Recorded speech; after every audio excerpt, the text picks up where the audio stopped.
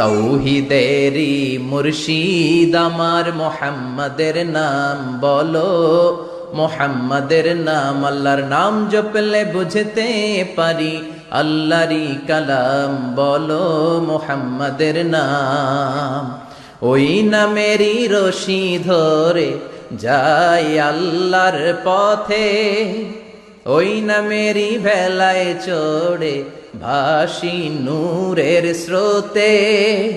ওই নামের বাতি জেলে দেখি আরশের মুকাম, বলো মোহাম্মদের নাম। তৌহিদেরি মুর্শিদ আমার মোহাম্মদের নাম, বলো মোহাম্মদের নাম। তো দেখিয়েছো আলোর দিনের জুমার সালাতের এত গুরুত্ব কেন? বিষ্ণুনবী জুমার দিনকে বলেছেন ঈদের দিন। কিসের দিন? কথা বলেন। আমাদের দুইটা ঈদ আছে না, ঈদুল ফিতর, ঈদুল আজহা। এর পাশাপাশি জুমার দিনকে বিষ্ণুনবী সাল্লাল্লাহু আলাইহি ওয়াসাল্লাম বলেছেন হাদা ইয়াউমুল ঈদ, হাদা ইয়াউমুন জাআলাহুল্লাহু লাকুম ঈদান। তাবারানির হাদিস। বিষ্ণু বলেছেন এটা এমন দিন যে দিনটাকে আল্লাহ তাআলা তোমাদের জন্য ঈদের দিন হিসেবে ঘোষণা দিয়েছেন। পড়েন আলহামদুলিল্লাহ।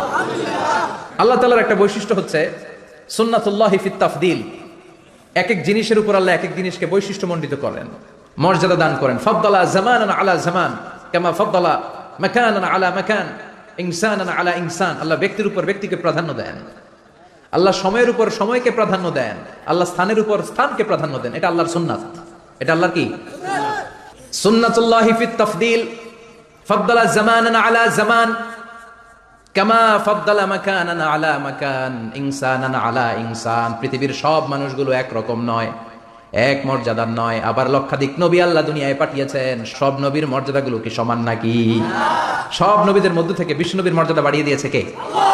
আবার পৃথিবীতে শহরের শেষ নাই, হাজার হাজার শহর, হাজার হাজার লক্ষ লক্ষ শহরের মধ্য থেকে মক্কা শহরের মর্যাদা বাড়িয়ে দিয়েছে কে? আবার এই পৃথিবীতে অনেকগুলো সময় আছে, অনেকগুলো রাত্রি আছে, অনেকগুলো ক্ষণ আছে, অনেকগুলো মুহূর্ত আছে। একটা মুহূর্তের উপর আরেকটা মুহূর্তকে প্রাধান্য দিয়েছে কে? বলেন তো, পৃথিবীতে সবচাইতে 365 দিনের মধ্যে শ্রেষ্ঠ দিন কোনটা? আরাফার দিন। কোন দিন? কথা বলেন। হজে যারা গিয়েছেন আরাফার দিন দেখেছেন না? ইজহার রেদা পরে আমরা লাব্বাইক আল্লাহুম্মা লাব্বাইক বলি। এটা সারা বছরের মধ্যে শ্রেষ্ঠ দিন। আল আরাফা আল হাজ্জু আরাফা।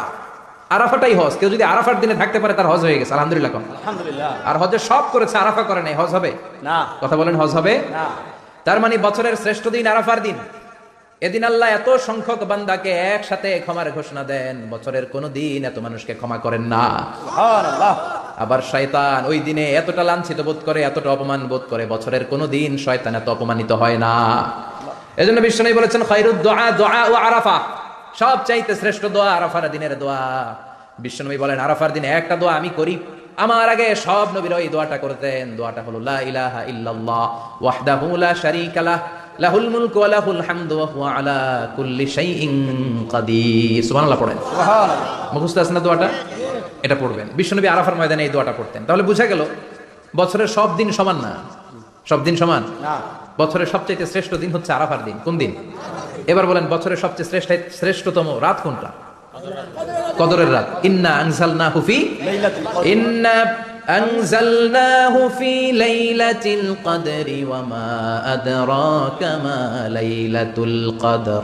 লাইলাতুল কদরি খায়রুম মিন আলফি শাহর। হাজার মাসের চেয়ে সেরা। ওই রাতে ইবাদত করলে, হাজার মাস যাবত ইবাদত করলে যেই সওয়াব, ওই পরিমাণ সওয়াব আমলনামায় তুলে দিবে কে? আল্লাহ। শ্রেষ্ঠ রাত কদরের রাত। এবার বলেন বছরের সবচাইতে শ্রেষ্ঠতম মাস কোনটা? রমজান মাস। শাহরু রমাদান আল্লাযী উনজিলা ফীহিল কুরআন। যে মাসে কোরআন নাজিল হয়েছে, এই মাসের চেয়ে শ্রেষ্ঠ কোনো মাস থাকতে পারে? চিল্লায় বলেন থাকতে পারে? তার মানে বছরের শ্রেষ্ঠ দিন আরাফার দিন, বছরের শ্রেষ্ঠ রাত কদরের রাত, বছরের শ্রেষ্ঠতম মাস রমজান মাস। এবার বলেন সপ্তাহের মধ্যে শ্রেষ্ঠতম দিন কোনটা? বিশ্বনবী বললেন সাইয়্যিদুল আইয়াম, leader of the all days in the week. সপ্তাহের যতগুলো দিন আছে 7টা দিনের সর্দার হচ্ছে ইয়াউমুল জুমা, জুমার দিন। চিল্লায় পড়েন আল্লাহু আকবার। তার মানে বছরের শ্রেষ্ঠ দিন আরাফার দিন, বছরের শ্রেষ্ঠ রাত কদরের রাত, শ্রেষ্ঠ মাস রমজান মাস। আর 7 দিনের মধ্যে শ্রেষ্ঠতম দিন হচ্ছে জুমার দিন। কোন দিন? জুমার দিন। এই সূরাতুল জুমা নিয়ে আমরা কথা শুনবো ইনশাআল্লাহ। বলেন এটা সাধারণ দিন নয়। ফিহি খালাকাল্লাহু আদম কালকের এই দিনটায়, এই জুমার দিনে আল্লাহ তাআলা সাইয়েদনা আদম আলাইহিস সালামকে তৈরি করেছে। সুবহানাল্লাহ। বিশ্বনবী বলেন, লাম্মা খালাকাল্লাহু আদামা ওয়া কানা তুলুহু 60 যিরাআন। আল্লাহ তাআলা যখন আদম আলাইহিস সালামকে তৈরি করলেন 60 হাত লম্বা করে তৈরি করলেন। সুবহানাল্লাহ। আর আমরাও যারা জান্নাতে ঢুকবো আমাদের আকৃতি থাকবে 60 হাত লম্বা। মজা করে সুবহানাল্লাহ পড়তে পারলেন না? আল্লাহ সাইয়েদনা আদমকে তৈরি করলেন এই জুমার দিনে। আবার সাইয়েদনা আদম আলাইহিস সালামকে পৃথিবীর বুকে তিনি পাঠিয়ে দিয়েছিলেন এই জুমার দিনে। সুবহানাল্লাহ। কুল নাহবিতু মিনহা জামিআ, O Adam go down with your wife, তোমার স্ত্রী হাওয়াকে নিয়ে পৃথিবীতে নামো।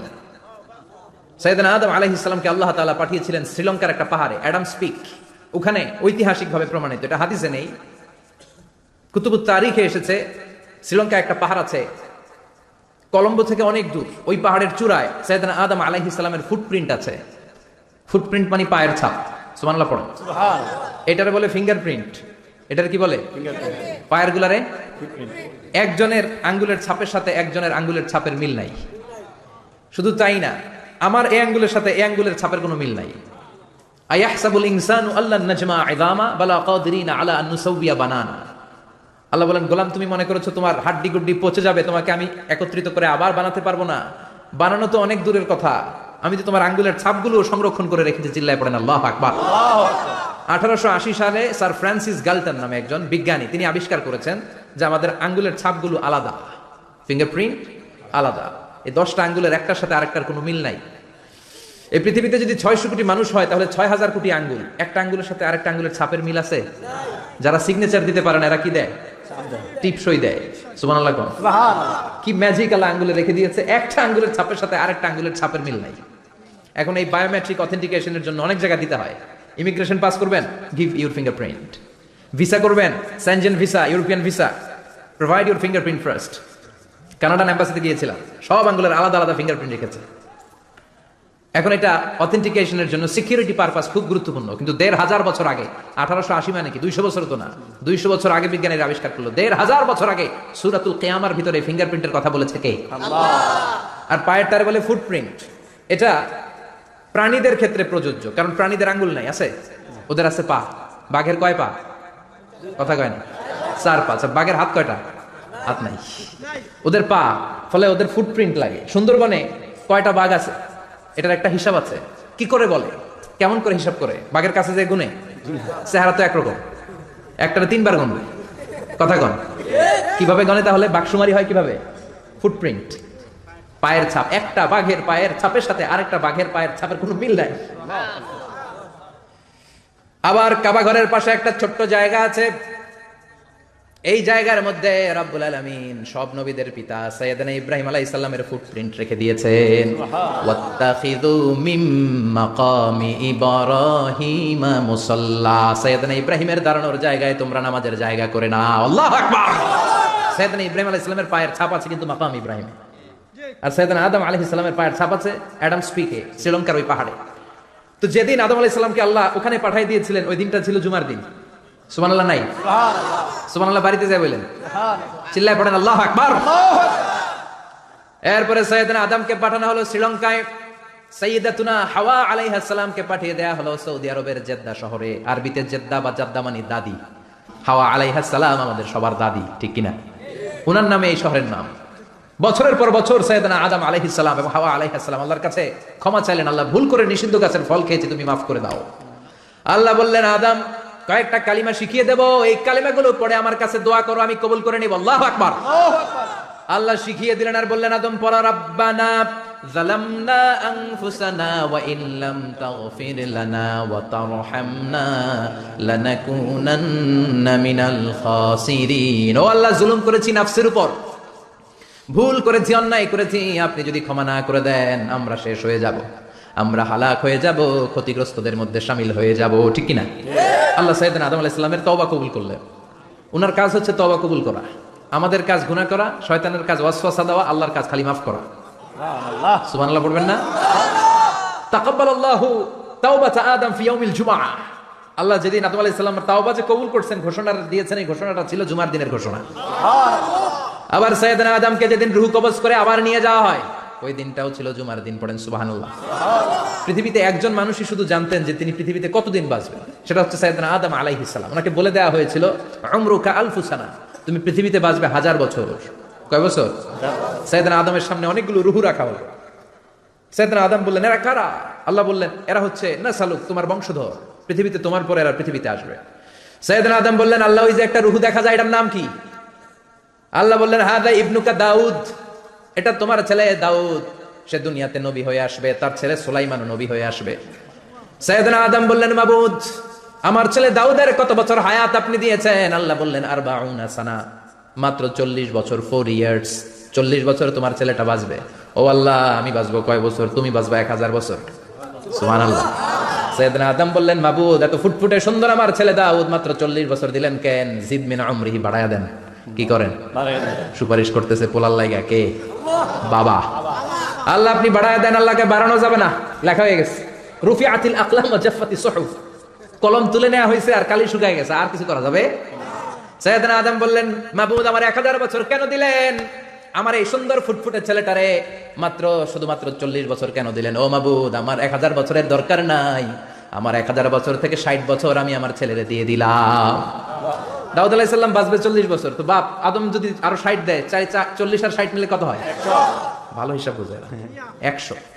আর আদম আলাইহিস সালাম পেয়েছিলেন 1000 বছর, 60 কমে গেলে রইল কত? 940 বছর পৃথিবীতে থাকার পরে মালাকুল মাউত চলে এসেছে। কারণ এটা on time, the death will come on time, it never late, কখনো দেরি হয় না। আল্লাহ বললেন, লিকুল্লি উম্মাতিন আজালুন ফাইদা জাআ আজালুহুম লা ইস্তাখিরুনা সাআতান ওয়া লা ইস্তাকদিমুন। মৃত্যুর একটা নির্ধারিত সময় আমি বেঁধে দিয়েছি, অন টাইম, অন টাইমেই চলে আসে, 1 সেকেন্ড আগেও আসবে না, 1 সেকেন্ড পরেও আসবে না। 940 বছর বয়সে মালাকুল মাউত এসে হাজির, এসে বলল, জিতু আন আকবাদা রূহাক, রূহ কবজ করতে আসছি। আদম আলাইহিস সালাম বললেন, রূহ কবজ করতে আসছো মানে? আমি বাঁচবো তো 1000 বছর। কয় বছর? মালাকুল মাউত বললেন, না না, ওই যে আগের কথা স্মরণ করেন, আপনি 60 বছর দিয়ে দিয়েছিলেন। কয় না, আমি দেই নাই, আমি আরো বাঁচুম, আরো 60 বছর পাওনা আছি, আমি দেই নাই। মালাকুল মাউত বললেন, আপনি দিয়েছেন। আদম বলে, দেই নাই। মালাকুল মাউত বলে, আল্লাহ ঘটনা দেখেন দিয়া। কয়, দেই নাই। আল্লাহ কয়, থাক, কথা কইস না, আয়া পড়। সুবহানাল্লাহ পড়েন। নাসিয়া আদম ফানাসিয়া বানু, ভুলে গেছেন উনি, আমরা ভুলে যাই, আমরা খেয়ে বলছি খাই নাই, নিছিলাম পকেটে, কয় নেই নাই। এরকম ডাকাইত আছে না নাই? নাসিয়া আদম ফানাসিয়া বানু, বিশ্বনবী বললেন, আদম ভুলেছে তো তার সন্তানরাও ভুলে যায়। জাহাদা আদম ফা জাহাদাত যুররিয়াতু, আদম অস্বীকার করেছে, তার সন্তানরাও অস্বীকার করে। সেদিন থেকে আল কিতাব ওয়া শুহুদ, মানে লিখে রাখার সিস্টেম আর সাক্ষীর সিস্টেম চালু হয়েছে। সুবহানাল্লাহ পড়েন। সুবহানাল্লাহ। 940 বছর বয়সে মালাকুল মাউত এসে আদম আলাইহিস সালামের রূহ নিতে পারে নাই। উনি 1000 বছর যখন হয়েছে তখন এসে সাইয়েদনা আদম আলাইহিস সালামের রূহ কবজ করেছে। যেই দিন পৃথিবীর প্রথম মানব, প্রথম নবীর রূহ মালাকুল মাউত দুনিয়ায় এসে কবজ করেছে, ওই দিনটাও ছিল জুমাবার। সুবহানাল্লাহ, আল্লাহু আকবার। আবার বিশ্বনবী বললেন, লা তাকুমুস সাআহ ইল্লা ফি ইয়াউমিল জুমআহ ইযা যুলজিলাতিল আরদু জিলজালাহা ওয়া আখরাজাতিল আরদু আসকালাহা ইযা রুজ্জাতিল আরদু রাজ্জান ওয়া বুসাতিল জিবালু বাসসা। কিয়ামতের দিন পৃথিবীটাকে একটা প্রকম্পন দিয়ে কাঁপিয়ে দিবে কে? আল্লাহ। মারাত্মক একটা ঝাঁকুনি দিবে আল্লাহ, পুরো পৃথিবীটা কেঁপে ভেঙে চুরে খান খান হয়ে যাবে। এই ঝাঁকুনি আর আর্থকোয়েক, ভূমিকম্প এর ঘটনাটা যেদিন ঘটবে ওই দিনটাও হচ্ছে জুমার দিন। চিৎকার করে পড়েন সুবহানাল্লাহ। তার মানে আদম সৃষ্টি হলো জুমার দিনে, দুনিয়ায় নামিয়ে দেওয়া হলো জুমার দিনে, তওবা কবুল করে নেওয়া হলো জুমার দিনে, রূহ কবজ করা হলো জুমার দিনে, আবার কিয়ামত সংগঠিত হবে জুমার দিনে। পড়েন সুবহানাল্লাহ। আবার বিশ্বনবী বললেন, আর রমাদান ইলা রমাদান, এক রমজান থেকে আরেক রমজানের মাঝখানে যত গুনাহ হয় মাফ করে কে? আল্লাহ। তারপরে বিশ্বনবী বললেন, আল উমরাতু ইলা আল উমরাহ, কেউ যদি একবার উমরা করে পরে আবার করলে 2 উমরার মাঝখানে গুনাহগুলো মাফ করে দেয় কে? আল্লাহ। আবার বিশ্বনবী বললেন, আল জুমআতু ইলাল জুমআ কাফফারাতুন লিমা বাইনাহুমা, এক জুমার পর থেকে সামনের জুমা আসা পর্যন্ত যে সগীরা গুনাহগুলো হয় সবগুলো সগীরা গুনাহ মাফ করে দেয় কে? রজব শাবানে বরকতে দাও, রমজান মাসে গুনাহ ঝড়াও, সপ্তাহ জুড়ে তুমি বরকতে দাও, জুমার দিনেতে গুনাহ ঝড়াও, রজব শাবানে বরকতে দাও, রমজান মাসে গুনাহ ঝড়াও। ঠিক কি না? তার মানে জুমার দিন গুনাহ মাফের দিন। সারা সপ্তাহে ভুল ত্রুটি অন্যায় যা করলাম জুমার নামাজের বদৌলতে সব গুনাহ মাফ করে দেয় কে? আল্লাহ। এই দামি দিনটাকে আল্লাহ ইহুদিদের দিতে চেয়েছিলেন, পায় নাই। আলহামদুলিল্লাহ কবেন না? আলহামদুলিল্লাহ। ইখতিলাফু, তারা ইখতিলাফ করে হারাইছে এটা। এই দামি দিনটা রব্বুল আলামিন নাসারাদেরকে দিতে চেয়েছিলেন, ফাখতালাফু, ওরাও ইখতিলাফ করে হারাইছে। এজন্য ইখতিলাফ ভালো জিনিস না খারাপ জিনিস? মারামারি ভালো জিনিস না খারাপ জিনিস? আর ঐক্য করা ভালো জিনিস না খারাপ জিনিস? ঐক্য করতে রাজি আছেন? ইহুদিদেরকে আল্লাহ দিতে চাইলেন, ইখতিলাফ করে হারাইছে। নাসারারাও হারাইছে। ফাজা আল্লাহু বিনা ফাহাদানা বিহাদা দ্বীন। রব্বুল আলামিন এই দিনটা আমাদেরকে দিলেন, আমরা ইখতিলাফ করি নাই, বিশ্বনবীর হাতে হাত রেখে ঐক্য করে ঘোষণা দিয়েছি জুমার দিন আমাদের সাপ্তাহিক দিন। সুবহানাল্লাহ। বিশ্বনবী বলেন ফাগাদান লিল ইয়াহুদ, সাপ্তাহিক আনন্দের দিন ইহুদিদের জন্য হচ্ছে শনিবার, ইয়ামুস সাbt, ও বাদা গাদ লিন নাসারা, আর খ্রিস্টানদের জন্য হচ্ছে রবিবার, আর আমাদের জন্য হচ্ছে শুক্রবার। চিল্লায় পড়েন আল্লাহু আকবার। তার মানে জুমার দিন, জুমাবারের মর্যাদা বেশি না কম? চিল্লায় বলেন বেশি না কম? জুমার দিন সকালবেলা ফজরের নামাজের পর থেকে ফেরেশতারা যতগুলো মসজিদে জুমা অনুষ্ঠিত হয় ওই মসজিদে ঢোকার প্রতিটা দরজার মধ্যে দাঁড়িয়ে থাকে। কারা কারা আগে আগে জুমার নামাজ পড়ার জন্য মসজিদে যায়, প্রত্যেকের নামগুলো একটা জান্নাতের রেজিস্ট্রি খাতার মধ্যে তুলে নেয়। এই নামগুলো স্পেশালি আল্লাহর কাছে পাঠানোর জন্য। সুবহানাল্লাহ কইবেন না? সুবহানাল্লাহ। ডানে বায়ে সামনে পেছনে যতগুলো দরজা, প্রতিটা দরজায় ফেরেশতারা বসে থাকে। কে আগে আসলো নাম তুলে দেয়। তুলতে তুলতে তুলতে তুলতে খতিব সাহেব যখন খুতবা দেওয়ার জন্য মিম্বারে যেয়ে বসে যায়, ফেরেশতারা তাদের খাতা বন্ধ করে তারাও খতিব সাহেবের সামনে জুমার খুতবা শোনার জন্য বসে যায়। পড়েন সুবহানাল্লাহ।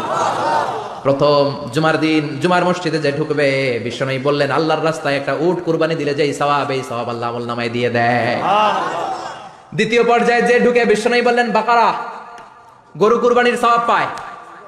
3 নম্বরে যে ঢুকবে, বিশ্বনবী বললেন কাবসা, হাদিসের ভাষায় এসেছে আল কাবাস, কাবাস মানে হলো বকরি, বকরি কুরবানির সওয়াব। 4 নম্বরে যে ঢুকবে তার হচ্ছে দাজাজা, দাজাজা মানে মুরগি।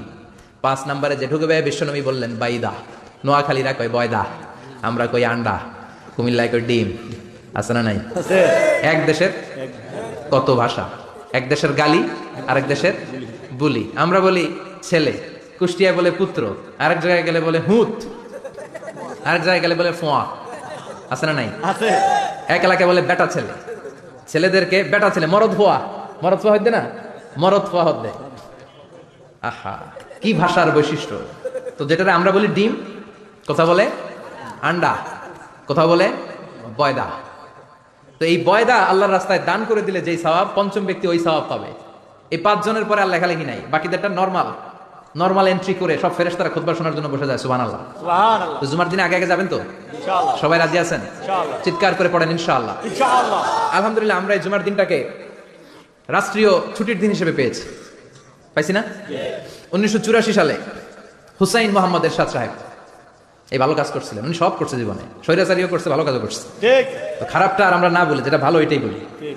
উনার কারণে আজ অবধি এই 84 থেকে আজ 34 বছর বাংলাদেশের রাষ্ট্রীয়ভাবে সাপ্তাহিক ছুটির দিন কোনটা? আলহামদুলিল্লাহ করবেন না?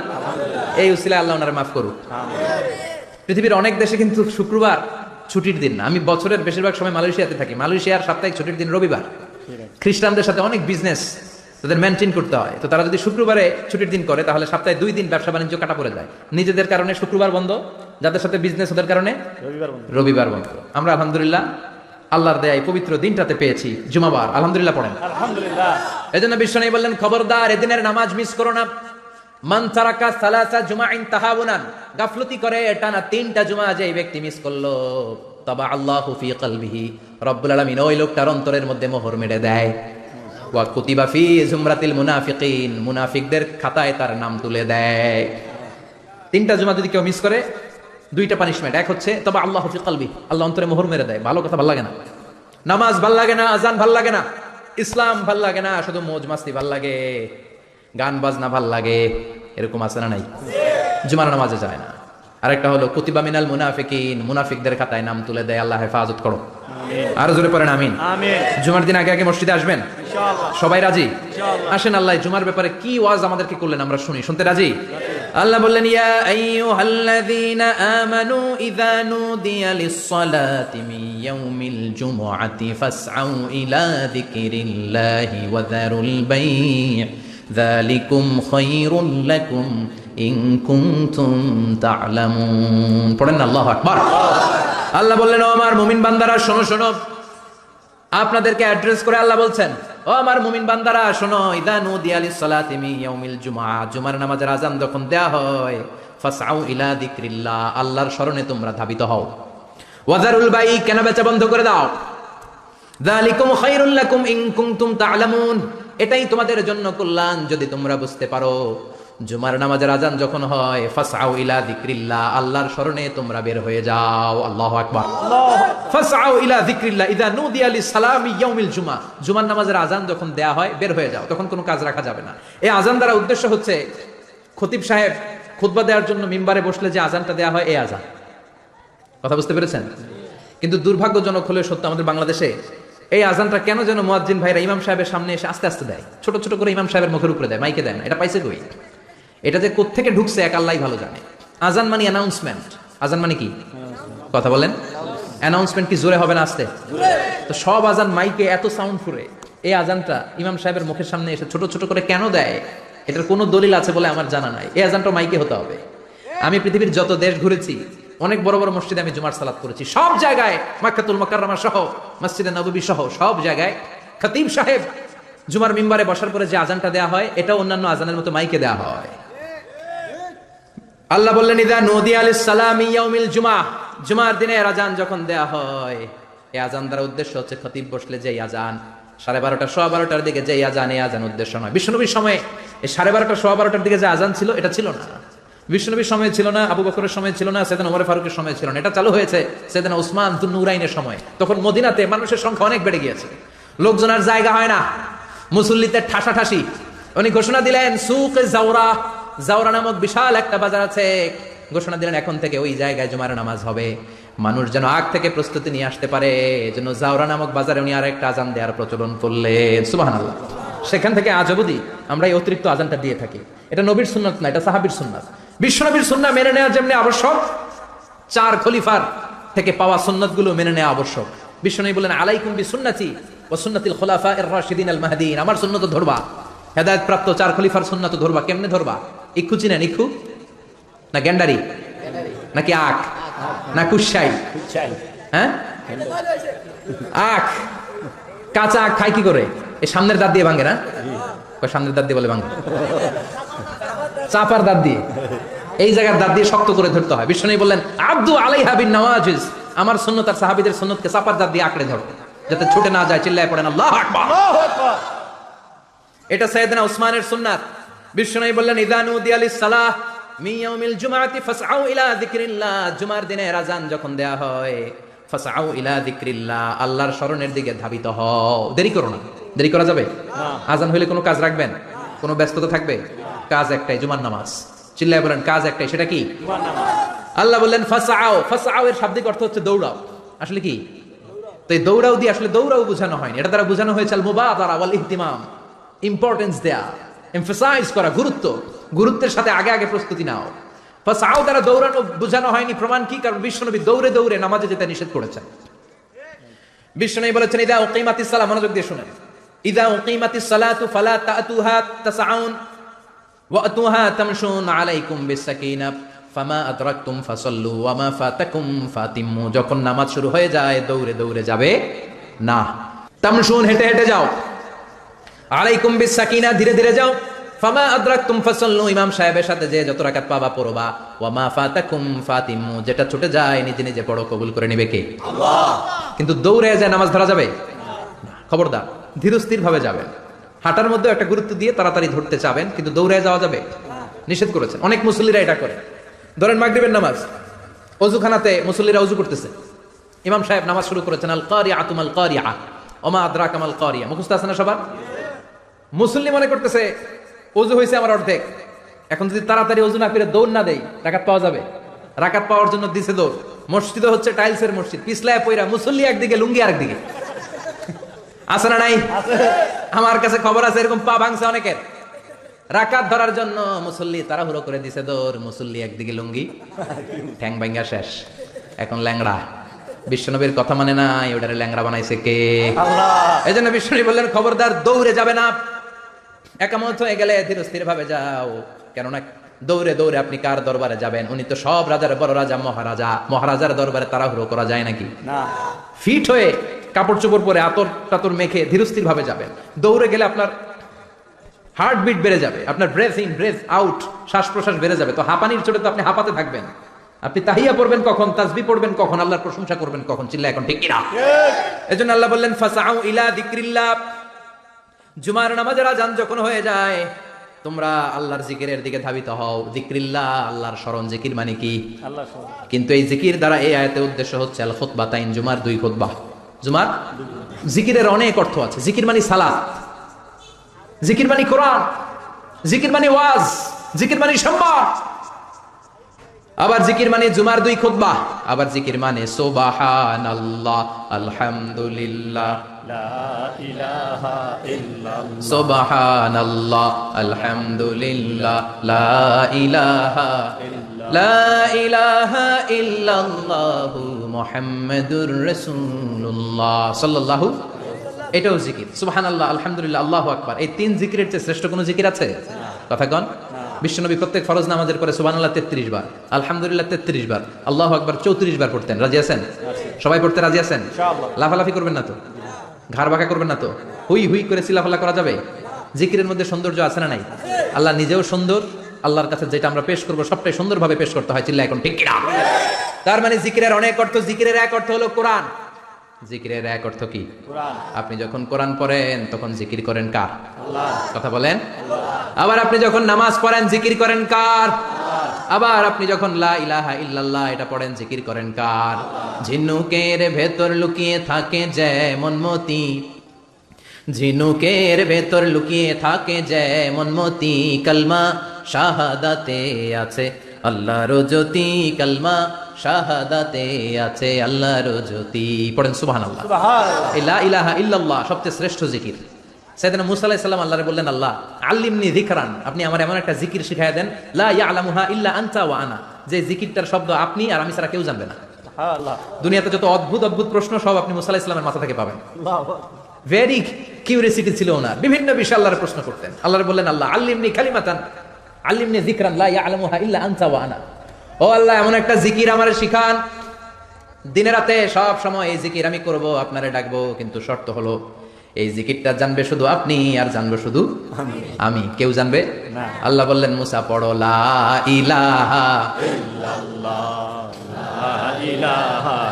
লা ইলাহা ইল্লাল্লাহু মুহাম্মাদুর রাসূলুল্লাহ সাল্লাল্লাহু। আল্লাহ বললেন, মুসা পড়ো লা ইলাহা ইল্লাল্লাহ। মুসা আলাইহিস সালাম কয়, মাবুদ এটা তো জাতীয় জিকির, সবাই জানে। জানে না? জানে না লা ইলাহা ইল্লাল্লাহ এমন কেউ আছে? কথা কন। জানেন না আপনারা? কথা বলেন, জানেন না? মুসা আলাইহিস সালাম বললেন, আল্লাহ এটা জাতীয় জিকির কইলেন কেন? আমি তো চাইছি এক্সট্রা অর্ডিনারি, অসাধারণ একটা জিকির, সুপারক্যালিফ্রাজিলিস্টিক এক্সপিয়ালিডোসাস, এক্সেলেন্ট একটা জিকির, আনপ্যারালাল, কারো কাছে নাই, শুধু আমি জানবো আর আমি পড়বো। আল্লাহ বললেন, মুসা এই লা ইলাহাকে যদি এক পাল্লায় রেখে দাও, তাম বিশ্ব 7 আকাশ 7 জমিনটারে তুলে যদি তুমি আরেক পাল্লায় রেখে দাও, লা রাজাহাত কাফাতু লা ইলাহা ইল্লাল্লাহ, মুহূর্তের মধ্যে লা ইলাহার পাল্লা ভারী হয়ে যাবে। ও মুসা, তুমি যতই এক্সক্লুসিভ জিকির চাও, লা ইলাহার চেয়ে দামি জিকির আমার কাছে নাই। চিৎকার করে পড়তে হবে আল্লাহু আকবার। তার মানে নামাজও জিকির, কোরআনও জিকির, এই যে আমরা ওয়াজ করতেছি এটাও কি? কথা কন। বিশ্ব নবীর আল্লাহ বললেন, ও নবী ফাদাক্কির ইন্নামা আনতা, ও নবী আপনি জিকির করেন মানে ওয়াজ করেন। ইন্নামা আনতা মুযাক্কির, ও নবী আপনি ওয়াজ করে শোনান। লাস্তা আলাইহিম বিমুসাইতির, আপনারা দারোগা বানিয়ে পাঠাই নাই, আপনি শুধু ওয়াজ করেন। কার কথা? চিল্লায় বলেন কার কথা? আল্লাহর। কিন্তু এইখানে জিকির দ্বারা উদ্দেশ্য হচ্ছে জুমার খুতবা। ফাসআউ ইলা যিকরিল্লাহ, আল্লাহর জিকিরের দিকে ধাবিত হও, এই জিকির দ্বারা উদ্দেশ্য হলো জুমার খুতবা। তার মানে জুমার খুতবা যে খতিব সাহেবরা দেন, এখানে মসজিদের খতিব আছেন কারা কারা? দেখি একটু হাত তোলেন তো। 1 2 3 4 5 6 7, গুণে শেষ করা যাবে না, অনেক খতিব। আল্লাহ এই খতিবদেরকে তুমি কবুল করো। আর জোরে পড়েন আমিন। এই যে যিকরুল্লাহ, ফাসআউ ইলা যিকরিল্লাহ দ্বারা আল্লাহ তাআলা জুমার খুতবাকে বুঝিয়েছেন। কি বুঝিয়েছেন? মনোযোগ আপনাদের আছে না গেছে? শেষ করে দেই, অনেক রাত হয়েছে তো। ছোট্ট একটা দোয়া পড়ি, শেষ করব? আরো কয়েক মিনিট মনোযোগ থাকবে? তাকবীর দেন, লিল্লাহি তাকবীর। আরো জোরে দেন, লিল্লাহি তাকবীর। ফাসআউ ইলা যিকরিল্লাহ, আল্লাহর জিকিরের দিকে, আল্লাহর স্মরণের দিকে ধাবিত হও। তার উদ্দেশ্য হচ্ছে জুমার খুতবা। আল্লাহ বুঝাতে চাইলেন জুমার খুতবা যাতে মিস হয়ে না যায়, এজন্য জুমার খুতবারে যেন তেন মনে করবেন না, এটা ওয়াজিব। জুমার খুতবা ওয়াজিব, শোনা ওয়াজিব, খুতবা দেওয়া ওয়াজিব। এই জন্য রব্বুল আলামিন জোহরের নামাজকে ফরজ করে দিয়েছেন 4 রাকাত, যেহেতু জোহরের নামাজের আগে পরে কোনো খুতবা নাই, জুমার দিন খুতবা আছে, তাই জুমার দিন 4 রাকাত থেকে কমিয়ে তিনি 2 রাকাত করে দিয়েছে। কি ব্যালেন্সড ইসলাম, কি ভারসাম্যপূর্ণ আমাদের জীবন বিধান। প্রতিদিন জোহরের সময় ফরজ কয় রাকাত, কিন্তু জুমার দিন ফরজ কয় রাকাত? 2 রাকাত কমাইলো কেন? খুতবা। সুবহানাল্লাহ কইবেন না? এজন্য জুমার খুতবাটা খতিব সাহেব যারা আছেন খুবই জরুরি। এটাকে খুব কনস্ট্রাকটিভ মুডে সমাজে তুলে ধরতে হবে, মানুষকে এডুকেট করতে হবে, ইনস্ট্রাক্ট করতে হবে। আপনাদের অনেক দায়িত্ব, you have huge responsibilities in your shoulder. আপনাদের অনেক দায়িত্ব। খতিব যারা, এটা ছোটখাটো কোনো রেসপন্সিবিলিটি নয়, এটা অনেক বড় দায়িত্ব। এজন্য জুমার দিন মানুষকে আপনার শিক্ষিত করতে হবে। এই জুমার খুতবা, জুমার আলোচনার সাথে পৃথিবীর কোনো আলোচনার কোনো মিল নাই, কারণ জুমার আলোচনা সব সময় অন টাইম, একটা নির্ধারিত সময় হয়। পৃথিবীর অন্য কোনো আলোচনা নির্ধারিত সময় হয় নাকি? কথা কন। আমরা বক্তারা নির্ধারিত সময় মাইক পাই? কথা কন। কোনোদিন 8টায়, কোনোদিন 9টায়, আজকে পড়ছি কয়টায়? কিন্তু জুমার খুতবার এটা চেঞ্জ হয়। কি বরকতের একটা জলসা। ওই দিন সবাই আসতে হয় মসজিদ। ফুল টাইম নামাজি এরা আসে, পার্ট টাইম নামাজি এরা আসে, বেনামাজি এরাও আসে, আস্তিক এরা আসে, নাস্তিক এরাও আসে, আওয়ামী লীগ আসে, বিএনপি আসে, জাতীয় পার্টি আসে, জামাত ইসলাম আসে, হেফাজতে ইসলাম আসে, তাবলিগের ভাইয়েরা আসে, পীরের মুরিদেরা আসে, সবাই আসে। তাহলে এটা জরুরি দিন না? তাফসির মাহফিলের সাথে জুমার একটা মৌলিক পার্থক্য হচ্ছে, তাফসির মাহফিল আমাদের ধরে রাখতে হয়। কি করতে হয়? ধরে না রাখলে শ্রোতা উঠে যায়। কিন্তু জুমার খুতবা কি ধরে রাখা লাগে? কথা কন। ওঠার সুযোগ আছে, কারণ সামনে কি জুমার নামাজ। সুবহানাল্লাহ কইবেন না? এটা অনেক জরুরি। এজন্য জুমার খুতবা যারা দেন এরা বিশ্বনবীর দায়িত্ব পালন করেন। আল্লাহু আকবার। বিশ্বনবীর মাদানী ইনিংস কয় বছরের? 10 বছর। বিশ্বনবীর মাদানী ইনিংস শুরু হয়েছে মসজিদে নববী তৈরি করার মধ্য দিয়ে। বিশ্বনবী মসজিদে নববী তৈরি করার পর মসজিদে নববীর খতিব হিসেবে দায়িত্ব নিলেন। সুবহানাল্লাহ। বিশ্বনবী 1টা 2টা 5টা 10টা না, মসজিদে নববীতেই 10 বছরের ইনিংসে 500টারও বেশি জুমার খুতবা দিয়েছেন। সুবহানাল্লাহ। বাড়িতে যায় বলেন কত খুতবা? 500রও বেশি খুতবা দিয়েছে। মদিনার সমাজটা এমনি জান্নাতি সমাজ হয় না, মদিনার সোসাইটিটাকে জান্নাতি সমাজ বানানোর জন্য বিশ্বনবীকে 500টা বক্তব্য দিতে হয়েছে। চিল্লায় পড়েন আল্লাহু আকবার। প্রতি সপ্তাহে যে আয়াতগুলো নাজিল হতো বিশ্বনবী এগুলো নিয়ে কথা বলতেন। এই সপ্তাহে যে সমস্ত আয়াতগুলো নাজিল হলো ওই আয়াতগুলো নিয়ে বিশ্বনবী জুমার দিন খুতবার মধ্যে কথা বলতেন। এই সপ্তাহের মধ্যে রাষ্ট্রীয় যত ক্রাইসিস আছে এই সমস্যাগুলো নিয়ে বলতেন। এই সপ্তাহে সমাজের মধ্যে বড় বড় যত ঘটনাগুলো ঘটে গেল এগুলো নিয়ে বিশ্বনবী জুমার দিন কথা বলতেন। সুবহানাল্লাহ। এজন্য খতিব যারা আছেন জুমার আলোচনাটা অনেক কনস্ট্রাকটিভ, ফ্রুটফুল হতে হবে, কোরআনের আলোকে হতে হবে। বিশ্বনবী জুমার খুতবা দিচ্ছেন, হঠাৎ বিশ্বনবী দেখলেন হাসান আর হুসাইন লাল 2টা জামা পরে জুমার মসজিদের মধ্যে ঢুকে একবার কাতারের এইদিকে দৌড় মারে, আরেকবার ওইদিকে দৌড় মারে। ছোট বাচ্চাদের এরকম দৌড়াদৌড়ি আছে না নাই? রাজা মেয়ারও আছে। ছোট বাচ্চাদেরকে মসজিদে ঢুকতে দেন তো না বের করে দেন? বের করে দেয়। সর্বনাশ।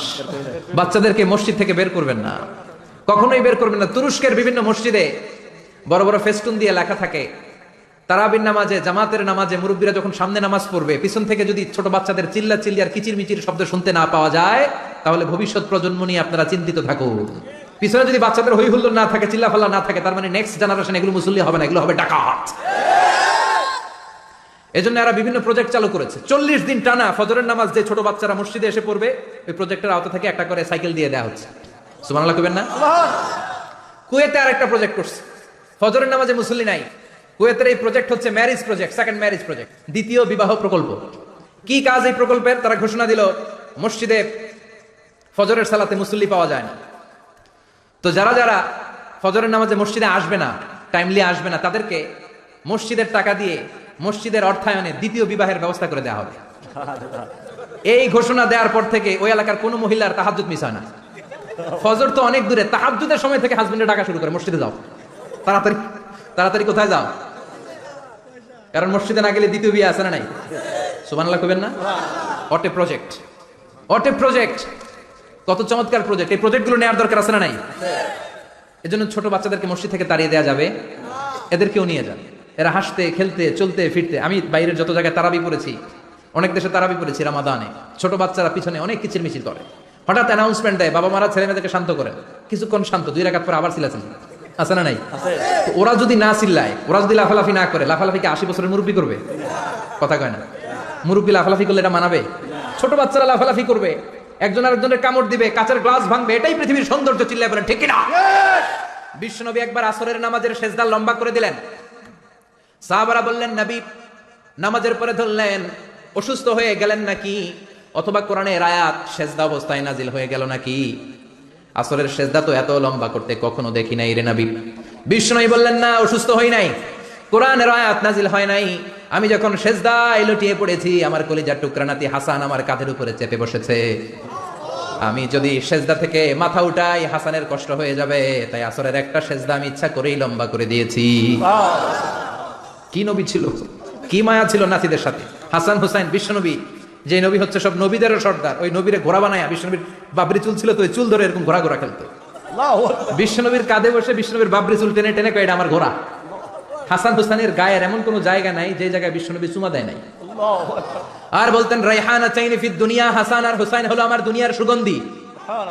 সাইয়্যিদা শাবাবি আহলিল জান্নাহ, জান্নাতীরা আপনারা যারা জান্নাতে যাবেন, আপনাদের সামনে দুইটা পতাকা থাকবে, একটা থাকবে হাসানের হাতে আর একটা হুসাইনের হাতে। বিশ্বনবী মসজিদে নববীতে জুমার খুতবা দিচ্ছেন, হঠাৎ হাসান আর হুসাইন লাল দুইটা জামা পরে কাতারের মধ্যে দৌড়াদৌড়ি শুরু করলেন। বিশ্বনবী খুতবা থামিয়ে দিলেন। মিম্বার থেকে নেমে হাসান হুসাইনকে দুই হাতে টানতে টানতে মিম্বারের উপরে নিয়ে আসলেন, যাতে মুসল্লিদের ডিস্টার্ব না হয়ে যায়। হাসানকে ডান হাতে ধরে, হুসাইনকে বা হাতে ধরে বাকি খুতবাটা বিশ্বনবী তখন শেষ করলেন। 500টা খুতবা দিয়েছেন। কয়টা? চিল্লায় বলেন কয়টা? আবার বিশ্বনবী জুমার খুতবা দিতে দাঁড়ালেন। এক সাহাবী এসে বসে বলল, বিশ্বনবী বললেন, কুম, দাঁড়াও। 2 রাকাত পড়ছো? সাহাবী কয়, না, পড়ি নাই। বিশ্বনবী বললেন, ইরকা রাকাতেন, 2 রাকাত পড়ো। সাহাবী 2 রাকাত পড়া শুরু করলেন। বিশ্বনবী আবার খুতবা দেওয়া শুরু করলেন। খুতবার নিরবিচ্ছিন্নতাকে ভঙ্গ করে বিশ্বনবী তাকে দাঁড়াতে বললেন, 2 রাকাত নামাজ পড়তে বললেন। তার মানে খতিব সাহেব মন গড়া শুধু খুতবা দিয়ে যায় না, ডানে বায়ে কোথায় কি হচ্ছে সবকিছু নজরে রেখে, কন্ট্রোলে রেখে, সামাজিক সব সমস্যার কথাগুলো তুলে ধরে অসামাজিক কার্যকলাপের বিরুদ্ধে হুঙ্কার দিয়ে জুমার প্ল্যাটফর্মটাকে শক্তিশালী করাই হচ্ছে একজনের খতিবের দায়িত্ব। চিল্লা এখন ঠিক কিনা? এ কাজই করেছেন বিশ্বনবী 500টা খুতবায়। আবার বিশ্বনবী দাঁড়িয়ে খুতবা দিচ্ছেন। এক সাহাবী এসে বলেন, নবী, মদিনার মধ্যে পানি নাই, অনাবৃষ্টি, দুর্ভিক্ষ, আপনি একটু দোয়া করেন যাতে বৃষ্টি হয়। কিসের দোয়া? বিশ্বনবী জুমার খুতবা থামিয়ে দিলেন। খুতবা দিচ্ছিলেন, খুতবা থামিয়ে দোয়া করলেন, আল্লাহুম্মা আসকিনা, আল্লাহুম্মা আসকিনা ইয়া গাউস আগিসনা, আল্লাহুম্মা আসকিনা গাইসান মুগীসান মারিআন মুরিআন নাফিআন গায়রা দা আজিলান গায়রা আজিল। আল্লাহ, আপনি আমাদের সাহায্য করেন, আপনি রহমত করেন, বরকত দেন, আপনি মদিনার বুকে বৃষ্টি দেন, তাড়াতাড়ি দেন, দেরি করেন না। সুবহানাল্লাহ। বিশ্বনবী দোয়া করতে দেরি, মুহূর্তের মধ্যে ঝুমঝুম করে বৃষ্টি নাজিল হয়ে মদিনাটা প্লাবিত হয়ে গেল। আকাশে মেঘ দেয় কে? বৃষ্টি দেয় কে? আল্লাহ। মেঘ দে, পানি দে, ছায়া দে রে তুই, আল্লাহ মেঘ দে। পড়েন পড়েন, আল্লাহ মেঘ দে, পানি দে, ছায়া দে রে তুই, আল্লাহ মেঘ দে। সবকিছু দেয়ার মালিক কে? আল্লাহ। বৃষ্টি দেয় কে? মেঘ দেয় কে? বিশ্বনবীর দোয়ার বরকতে বৃষ্টি নামলো। শুক্রবার বৃষ্টি, শনিবার বৃষ্টি, রবি সোম মঙ্গল বুধ বৃহস্পতি শুক্র, এর পরের শুক্রবার পর্যন্ত টানা বৃষ্টি হলো। কারণ দোয়ার বৃষ্টির দোয়া করছে, বৃষ্টি বন্ধ আর দোয়া তো করে নাই, চলতেছে। আল্লাহ কাছে নবী চাইছেন, দিতেছি, না করলে থামামু। সুবহানাল্লাহ কইবেন না? বৃষ্টি হইতে হইতে মদিনায় বন্যা। মরুভূমির দেশ, কি পরিমাণে হেভি রেইনফল হলে মরুতে বন্যা হয়। সুবহানাল্লাহ পড়বেন না? আবার বিশ্বনবী পরের জুমাবারে খুতবা দিচ্ছেন। ওই সাহাবী এসে হাজির, এসে বলে, ও নবী, আর বৃষ্টির দরকার নাই। যে বৃষ্টির দোয়া করতে বলেছিল সে এসে বলি, আর কিসের দরকার নাই? চিল্লায় বলেন, কিসের দরকার নাই? ও নবী, আর বৃষ্টির দরকার নাই, এবার বৃষ্টি বন্ধের দোয়া করেন। বিশ্বনবী আবার হাত তুলে বললেন, আল্লাহুম্মা হাওয়ালাইনা ওয়ালা আলাইনা, মানে আল্লাহ, আপনি বৃষ্টি দেন, তবে এই এলাকায় না, ডানে বায়ে সামনে পেছনে চারদিকে দেন। সাহাবীরা মসজিদ থেকে বের হয়ে দেখে মদিনার চারদিকে এরকম গোল একটা চাকতি, এই চাকতি দিয়ে নীল আকাশ দেখা যায়, আর ডানে বায়ে সামনে পেছনে প্রচন্ড ঝড় ঝন্ডার বৃষ্টি। মদিনার আকাশে এক ফোঁটাও বৃষ্টি নেই। চিল্লা এখন সুবহানাল্লাহ। এগুলো হচ্ছে বিশ্বনবীর খুতবার বরকত। 500টা খুতবা দিয়েছেন, এজন্য খতিব সাহেবরা ভালো করে খুতবা দেওয়ার দরকার আছে না নাই? আল্লাহ বললেন, ইযা নুদিয়া লিস-সালাতি মিন ইয়াউমিল জুমআতি ফাসআউ ইলা যিকিরিল্লাহি ওয়া যারুল বাই। জুমার আযান যখন হয়ে যায়, জুমার নামাজ পড়তে যাও, বেচা কেনা বন্ধ করে দাও। কার কথা? আল্লাহর। Close the shop, shut down the shop, close the market.